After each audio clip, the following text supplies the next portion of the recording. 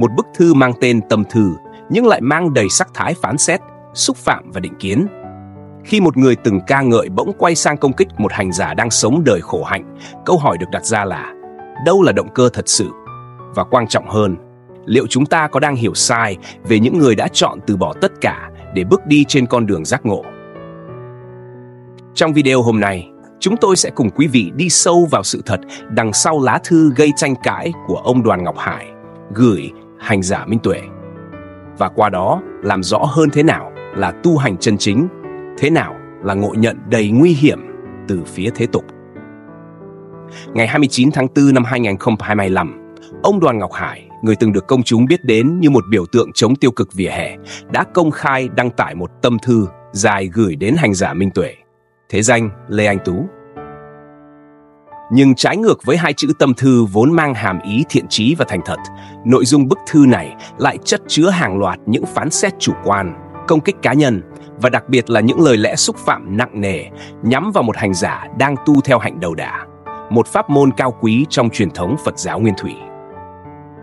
Điều đáng nói hơn cả là ông Hải từng công khai tán dương hành trình của Minh Tuệ vào năm 2023 khi tận mắt chứng kiến sự giản dị, khiêm nhường và tinh tấn của Ngài trên hành trình đi bộ khất thực.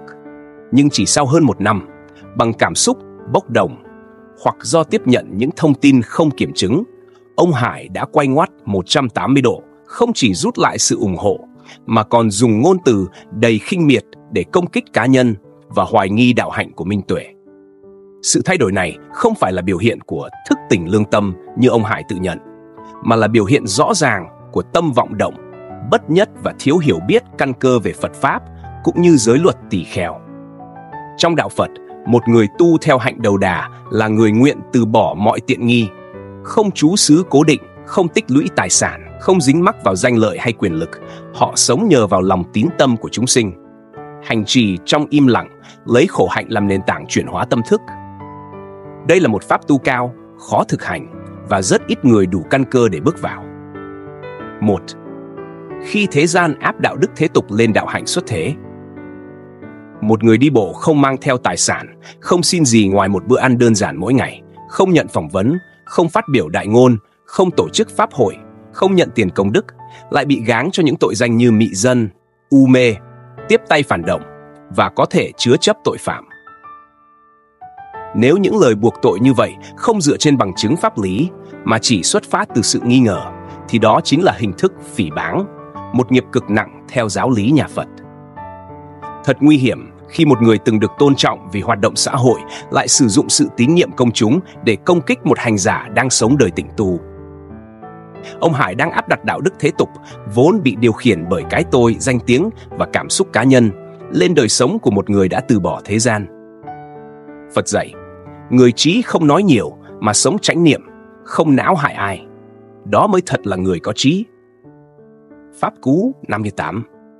Chính vì vậy, những lời lẽ nặng nề của ông Hải không chỉ đi ngược lại tinh thần khiêm cung của nhà Phật, mà còn làm tổn thương niềm tin của hàng ngàn Phật tử vào con đường đầu đà thanh tịnh. 2. Sự nguy hiểm của phán xét dựa trên nghi ngờ cá nhân. Trong thư, ông Hải đặt nghi vấn việc hành giả Minh Tuệ nhận tiền từ thế lực phản động, nhưng lại không đưa ra bất kỳ bằng chứng pháp lý nào. Đây là hành vi cực kỳ nguy hiểm vì không chỉ vu khống một cá nhân mà còn tiềm ẩn khả năng gây chia rẽ niềm tin của quần chúng vào tăng đoàn. Theo luật nhân quả, khẩu nghiệp này tạo nên quả báo rất nặng. Hơn nữa, sự kiện ông Hải từng đi cùng Minh Tuệ, quay video chia sẻ cảm xúc và ca ngợi đời sống thánh thiện của hành giả này trong quá khứ, nay lại phủ nhận tất cả bằng vài dòng cảm tính, cho thấy rõ một sự bất ổn nội tâm. Người hiểu đạo không thay đổi nhận thức theo chiều gió dư luận, mà phải dùng trí tuệ và định lực để quan sát toàn diện. Đức Phật dạy, đừng tin một điều chỉ vì nhiều người nói, đừng tin vì nó có trong kinh điển, đừng tin vì người phát ngôn là bậc thầy. Hãy tự quán chiếu và trải nghiệm chân lý. 3. Im lặng không phải là sự yếu đuối, mà là biểu hiện của trí tuệ. Minh Tuệ không phản bác, không biện minh, không ra mặt thanh minh, không phải vì thiếu khả năng, mà bởi vì hành giả ấy đang thực hành im lặng thánh thiện Arya Vasa, một hình thức tu tập của những bậc hành đầu đà từ thời Phật còn tại thế. Phật từng dạy tăng chúng, hãy sống như con voi giữa chiến trường, lặng lẽ chịu đựng những lời xúc phạm, như voi trận chịu tên đạn. Đa phần người đời không biết chế ngự lời nói. Trong một xã hội ồn ào, ai cũng muốn lên tiếng, muốn chứng minh mình đúng. Nhưng bậc hành giả chân chính không cần đúng, họ cần giải thoát. Họ không cần thắng lý, họ cần thắng chính mình. Đó là điều mà ông Hải, dù từng làm nhiều việc tốt, vẫn chưa đủ chín chắn để thấu hiểu. 4.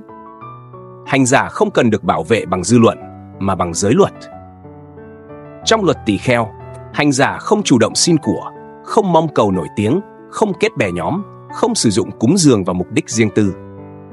Minh tuệ, bằng sự lặng lẽ và hành trì khổ hạnh, đã thực hiện đầy đủ những điều ấy. Người đời nếu không đủ trí để nhận ra, thì ít nhất cũng nên giữ tâm cung kính. Phê phán một người tu khi không hiểu giới luật là đang phạm vào một trong 5 tội trọng, làm tổn hại uy tín, tăng đoàn. Chúng ta không thể lấy chuẩn mực hành xử của người làm xã hội dân sự để áp lên một vị hành giả đang sống đời xuất thế.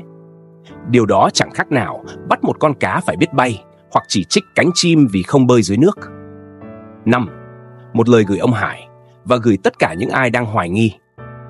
Nếu ông Hải thực sự lo cho Pháp, cho dân, thì ông nên đến gặp trực tiếp Minh Tuệ, quỳ xuống và hỏi: thầy sống để làm gì? Thay vì ngồi sau bàn phím tung ra những lời cáo buộc chưa kiểm chứng.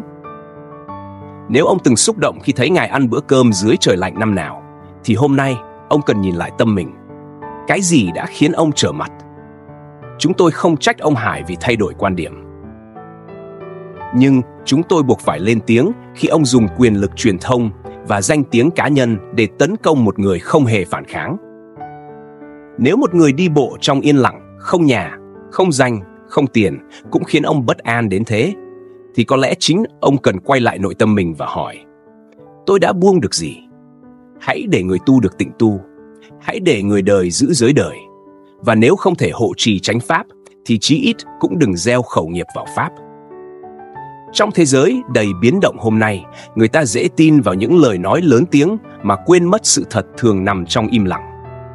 Hành giả Minh Tuệ không phản bác, không đối đầu, không hơn thua, bởi Ngài hiểu rõ, tu không phải để chứng minh điều gì, mà là để đoạn tận khổ đau. Còn chúng ta, những người đứng bên ngoài, nếu chưa thể hiểu, thì chí ít cũng nên giữ một lòng tôn kính. Vì phê phán một người tu mà không hiểu giới luật chính là gieo khẩu nghiệp nặng nề vào tăng đoàn. Hãy để chánh pháp được bảo vệ bằng hiểu biết, chứ không phải bằng cơn giận và ngòi bút sắc lạnh của thế gian.